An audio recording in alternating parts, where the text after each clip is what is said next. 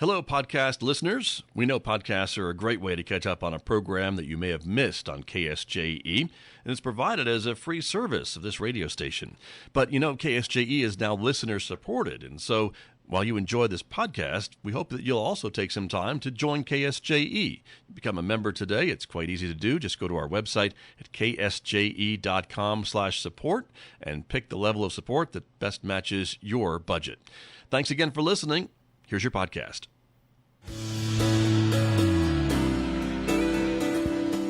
Now back to Studio A and the award-winning Scott Michlin Morning Program on KSJE.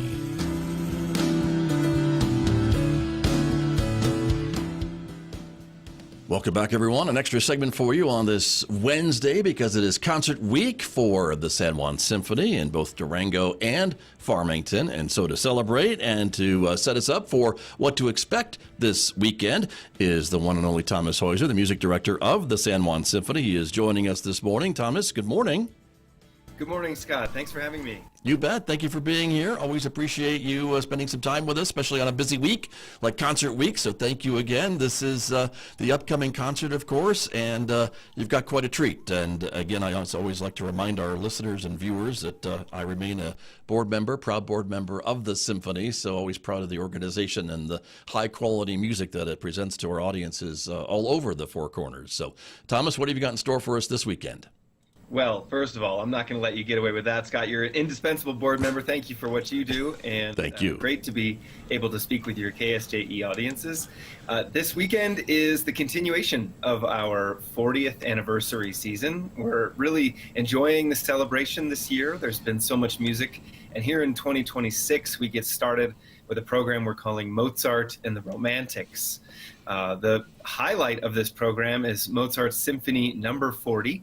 On our 40th season, and we've been having a little survey of Mozart's Symphony 39, 40, and 41 here in line with our season. So that's been a treat to delve into the music of Mozart.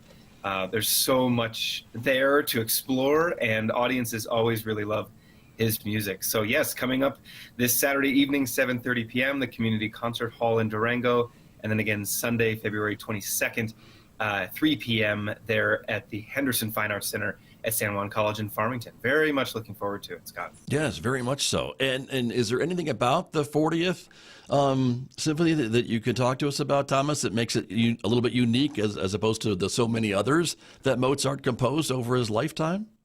It's a fascinating work. Yes, there is a lot to pull apart.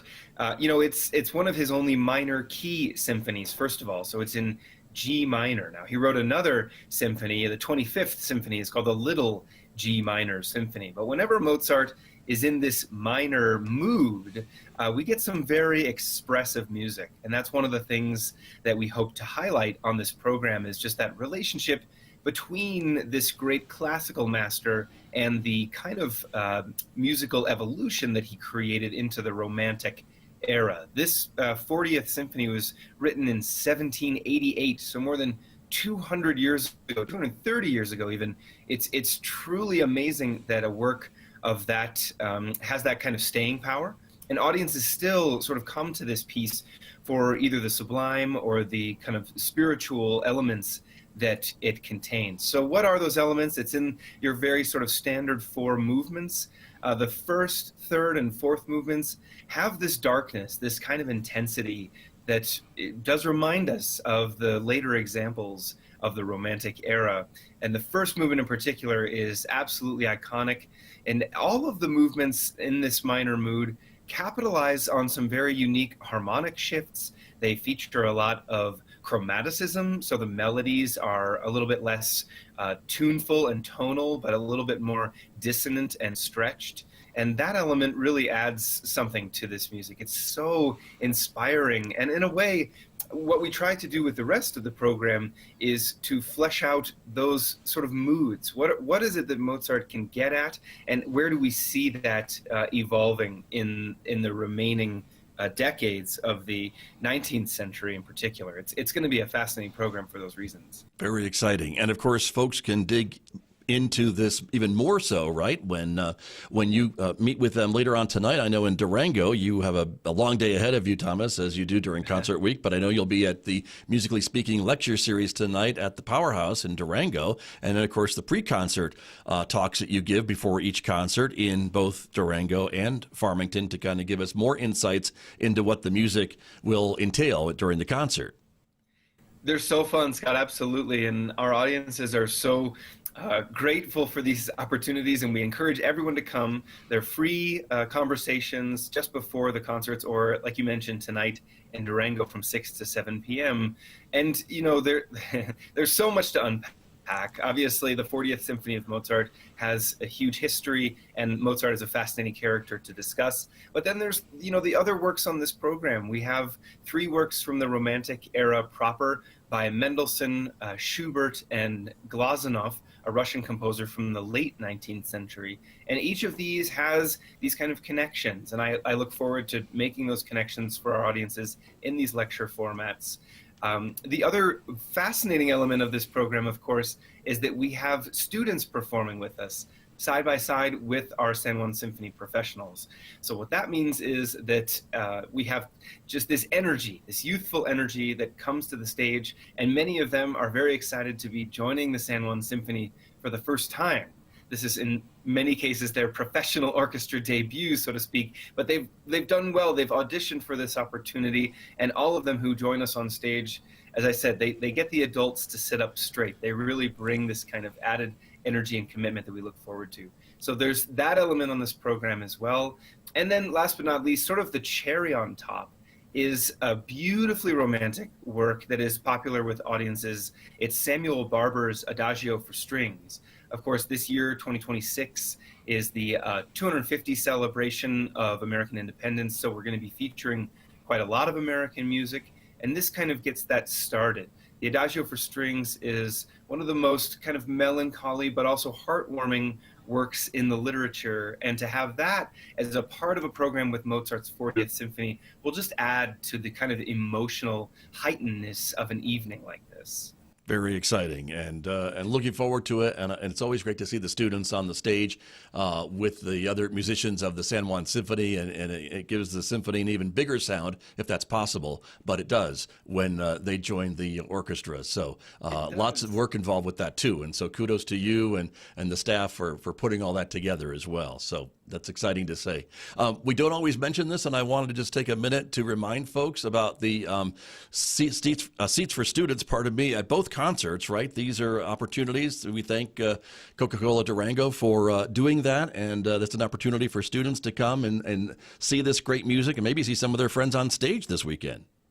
That is a special feature. You're right, and we're delighted to be completely sold out in Durango. I think there's maybe like 2 Coca-Cola seats left. Okay. But all you have to do is call our box office in Durango or Farmington and ask for one of those free seats for students. It also is for their accompanying adults, of course. And this is our effort to make the symphony more accessible, especially for young people who are getting interested in music or might be hearing it for the first time, or who might be there to support their friends. As you mentioned, we have some middle school and high school students joining us for this performance, and they want to support their friends. So yes, Coca-Cola Durango, shout out to them for these free seats for students. It's a wonderful sponsorship. Just call the box office and inquire today. Okay, there's the numbers on the screen right there. But again, in Farmington, it's 505-566-3430.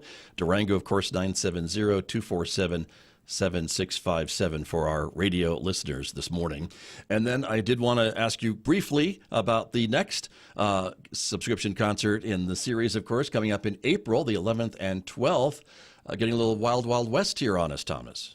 That's right. Yeah, it's going to be really fun, Scott. So our season closes with a concert we're calling Billy and Rose. That's Billy the Kid of Aaron Copland and the Rose of Sonora, which is a new violin concerto featuring violinist Holly Mulcahy and composer George S. Clinton. So we're going to have a real sort of cowboy concert, if you will. There's even a men's choir that'll be duded up in cowboy attire. That's coming up at the end of our season in April. But before that, Scott, it feels like we have so much more on deck, And Definitely. we continue our celebration of Mozart with the Durango Bach Festival in March, a whole week dedicated to Mozart this year on the Bach Festival, which will be a kind of continuation of this exploration of Mozart that we've been having for the past several seasons.